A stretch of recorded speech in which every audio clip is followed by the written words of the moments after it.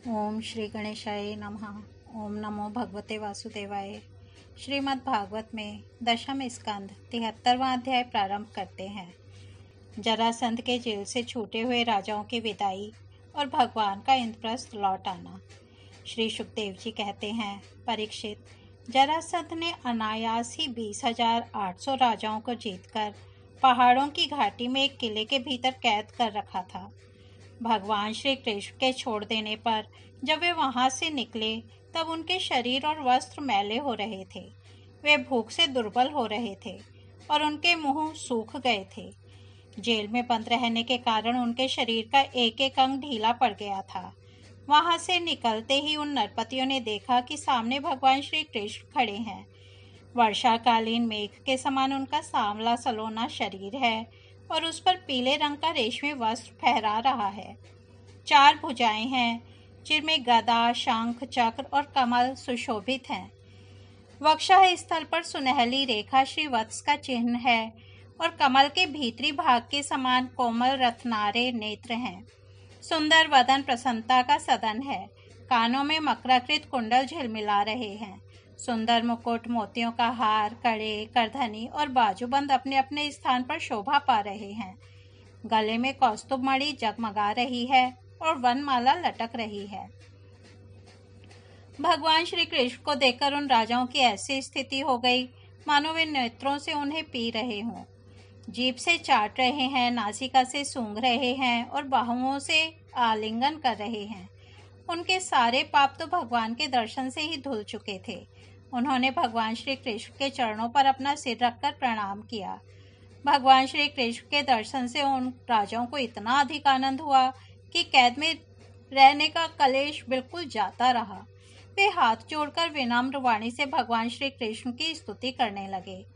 राजाओं ने कहा, शरणागतों के सारे दुख और भय हर लेने वाले देव देवेश्वर, सच्चिदानंद स्वरूप अविनाशी श्री कृष्ण, हम आपको नमस्कार करते हैं। आपने जरासंध के कारागार से तो हमें छुड़ा ही दिया, अब इस जान मृत्यु रूप घोर संसार चक्र से भी छुड़ा दीजिए, क्योंकि हम संसार में दुख का कटु अनुभव करके उससे ऊब गए हैं और आपकी शरण में आए हैं। प्रभो, अब आप हमारी रक्षा कीजिए। मधुसूदन हमारे स्वामी, हम मगध राज जरासंध का कोई दोष नहीं देखते। भगवान, यह तो आपका बहुत बड़ा अनुग्रह है कि हम राजा कहलाने वाले लोग राज्य लक्ष्मी से च्युत कर दिए गए, क्योंकि जो राजा अपने राज्य ऐश्वर्य के मद से उन्मत्त हो जाता है उसको सच्चे सुख की, कल्याण की प्राप्ति कभी नहीं हो सकती। वह आपकी माया से मोहित होकर अनित्य संपत्तियों को ही अचल मान बैठता है। जैसे मूर्ख लोग मृग तृष्णा के जल को ही जलाशय मान लेते हैं, वैसे ही इंद्रिय लोलुप और अज्ञानी पुरुष भी इस परिवर्तनशील माया को सत्य वस्तु मान लेते हैं। भगवान, पहले हम लोग धन संपत्ति के नशे में चूर होकर अंधे हो रहे थे। इस पृथ्वी को जीत लेने के लिए एक दूसरे की होड़ करते थे और अपनी ही प्रजा का नाश करते रहते थे। सचमुच हमारा जीवन अत्यंत क्रूरता से भरा हुआ था और हम लोग इतने अधिक मतवाले हो रहे थे कि आप मृत्यु रूप से हमारे सामने खड़े हैं, इस बात की भी हम तनिक परवाह नहीं करते थे। सच्चिदानंद स्वरूप श्री कृष्ण, काल की गति बड़ी गहन है। वह इतना बलवान है कि किसी के टाले टलता नहीं।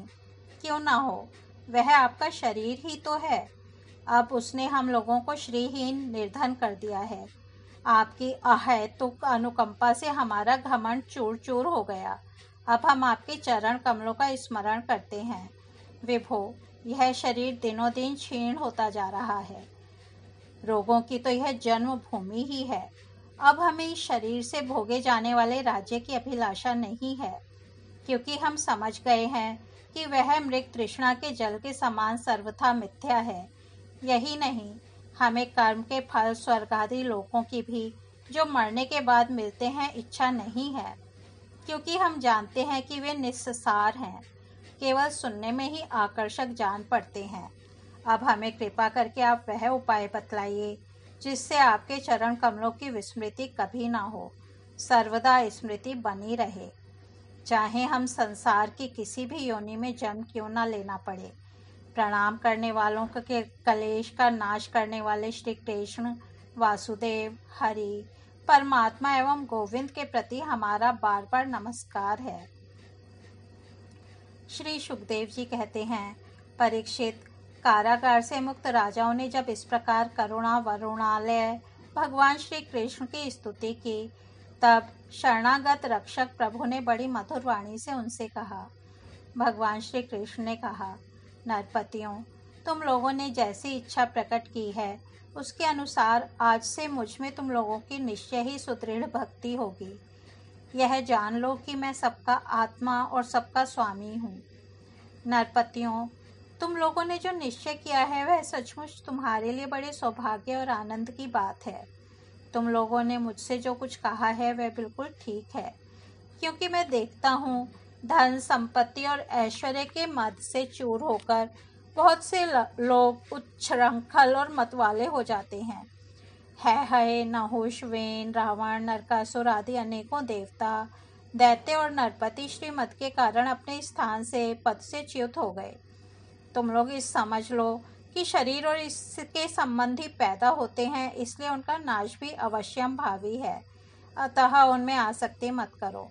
बड़ी सावधानी से मन और इंद्रियों को वश में रखकर यज्ञों के द्वारा मेरा यजन करो और धर्म पूर्वक प्रजा की रक्षा करो।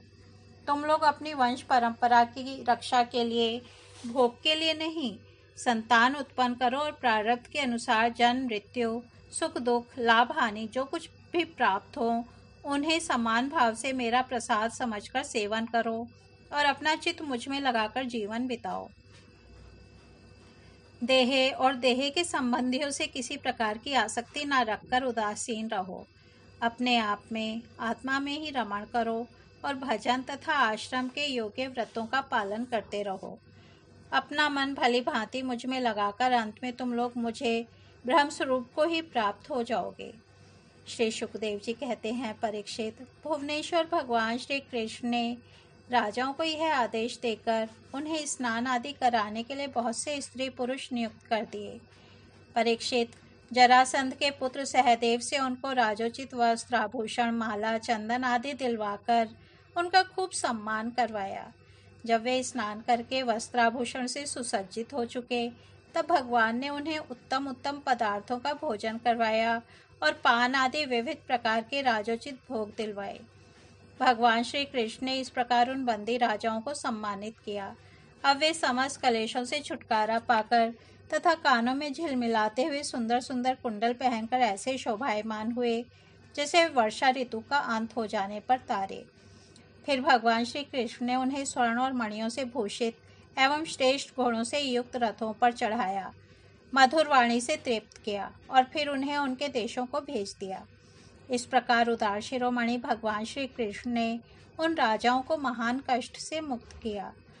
अब वे जगतपति भगवान श्री कृष्ण के रूप, गुण और लीलाओं का चिंतन करते हुए अपनी अपनी राजधानी को चले गए। वहां जाकर उन लोगों ने अपनी अपनी प्रजा से परम पुरुष भगवान श्री कृष्ण की अद्भुत कृपा और लीला कह सुनाई और फिर बड़ी सावधानी से भगवान के आज्ञा अनुसार वे अपना जीवन व्यतीत करने लगे। परीक्षित, इस प्रकार भगवान श्री कृष्ण भीमसेन के द्वारा जरासंध का वध करवाकर भीमसेन और अर्जुन के साथ जरासंध नंदन सहदेव से सम्मानित होकर इंद्रप्रस्थ के लिए चले। उन विजयी वीरों ने इंद्रप्रस्थ के पास पहुंचकर अपने अपने शंख बजाए, जिससे उनके इष्ट मित्रों को सुख और शत्रुओं को बड़ा दुख हुआ। इंद्रप्रस्थ निवासियों का मन उस शंख ध्वनि को सुनकर खिल उठा। उन्होंने समझ लिया कि जरासंध मर गया और अब राजा युधिष्ठिर का राजसूय यज्ञ करने का संकल्प एक प्रकार से पूरा हो गया। भीमसेन, अर्जुन और भगवान श्री कृष्ण ने राजा युधिष्ठिर की वंदना की और वह सब कृत्य कह सुनाया जो उन्हें जरासंध के वध के लिए करना पड़ा था। धर्मराज युधिष्ठिर भगवान श्री कृष्ण के इस परम अनुग्रह की बात सुनकर प्रेम से भर गए। उनके नेत्रों से आनंद के आंसुओं की बूंदें टपकने लगीं और वे उनसे कुछ भी न कह सके।